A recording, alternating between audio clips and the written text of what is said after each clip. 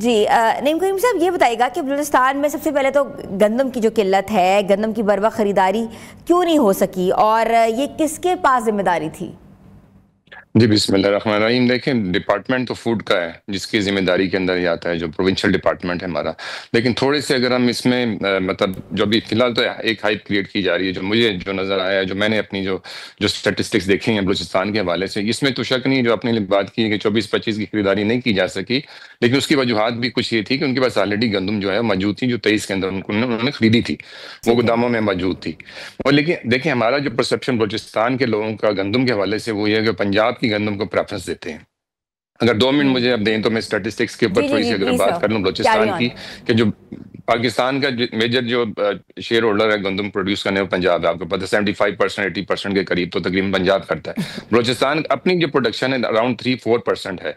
अगर पाकिस्तान के अंदर हम उसका शेयर देखें, हमारी जो जो जो इसमें प्रोड्यूस करते हैं गंदम को, अब बलूचिस्तान की रिक्वायरमेंट कितनी है वो देखनी पड़ेगी हमें। देखें, हमारी अगर तकरीबन 15 मिलियन के करीब आबादी है, 14-15 मिलियन के करीब हम बात करते हैं, तो 100 kg 115 kg के हिसाब से जो स्टैटिस्टिक्स इंटरनेशनल, उसके हिसाब से हम बात करें तो 17 17 मिलियन 18 मिलियन 18 मिलियन जो सॉरी 18 लाख मेट्रिक टन के करीब हमें जो है ना चाहिए होती है वीट। हम जो प्रोड्यूस करते हैं तो तकरीबन 10-12 लाख के करीब होती है हमारी, जो बलूचिस्तान करती है। ऐसी बात भी नहीं कि बलूचिस्तान प्रोड्यूस नहीं करता।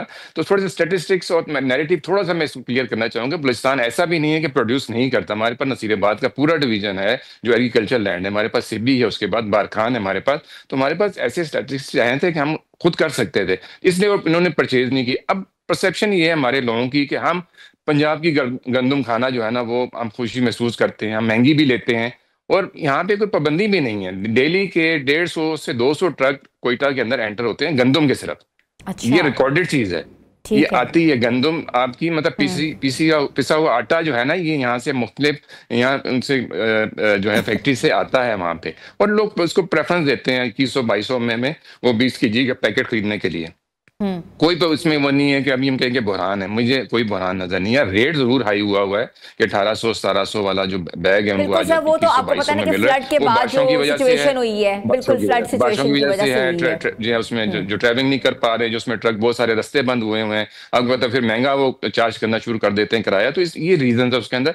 बुरहान की सूरत नहीं है, लेकिन मिस मैनेजमेंट को मैं माइनस नहीं करूंगा। नेचुरली जो हमारे डिपार्टमेंट की तरफ से या गवर्नमेंट के हवाले से हो रही है, कुछ इंक्वायरीज भी हो रही हैं, आपके भी इल्म में शायद होगा, हमें भी है हम्म। पता है, कुछ इंक्वायरीज भी इसी हवाले से हो रही हैं कि जो टाइमली आपको जो बाई करनी थी आपको कर लेनी चाहिए थी। अब अगर आप पंजाब से वो मंगवाएंगे तो नेचुरली ठीक है, पंजाब के पास मौजूद तो है, पासको में भी मौजूद है, यहाँ पे दे बट तो देंगे। एक्सपेंसिव है।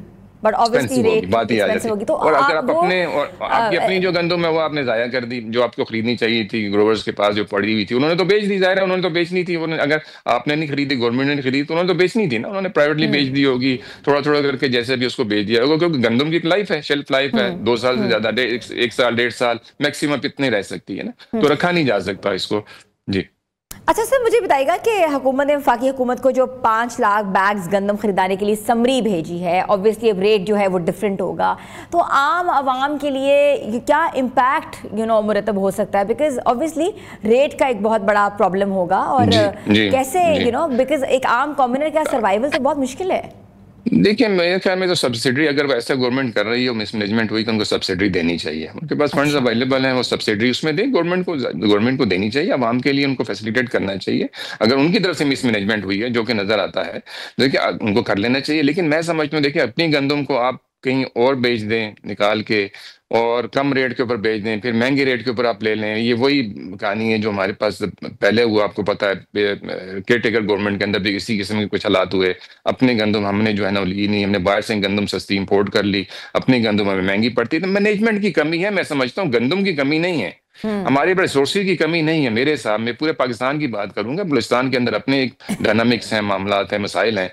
लेकिन मैं समझता हूँ मैनेजमेंट कर लें तो कोई इतना मुश्किल काम नहीं है कि हम कभी हम गंदम को जो है वो बना लेते हैं, कभी हम चीनी को बना लेते हैं, कभी हम किसी चीज़ को बनाते हैं। ये डेली की कमोडिटीज है, दुनिया में कहीं नहीं सुना पाकिस्तान के अलावा कि शॉर्टेज होती है गंदम की भी और चीनी की भी और इस किस्म के जो जो डेली की जो ज़रूरियात है। तो मैं समझता मिस मैनेजमेंट है, थोड़ी सी चीज़ें ठीक कर लें तो कोई मुश्किल नहीं है। हमें 5 लाख लेने की जरूरत भी नहीं है यहाँ से, हमें कि हम 5 लाख बैग जो है ना यहाँ से मंगवा लें। डेली आ रहे हैं, ट्रक्स आ रहे हैं, कोई 144 तो लगा नहीं हुआ, कोई पाबंदी भी नहीं है। हम्म उसको करेंगे। हाँ, बलूचिस्तान से आगे बॉर्डर से जाने से उसको रोक लिया जाए तो मैं समझता हूँ तो कोई मामला जो है ना काफी हद तक कंट्रोल में आ सकते हैं, काफी चीजें बेहतर भी हुई हैं अभी।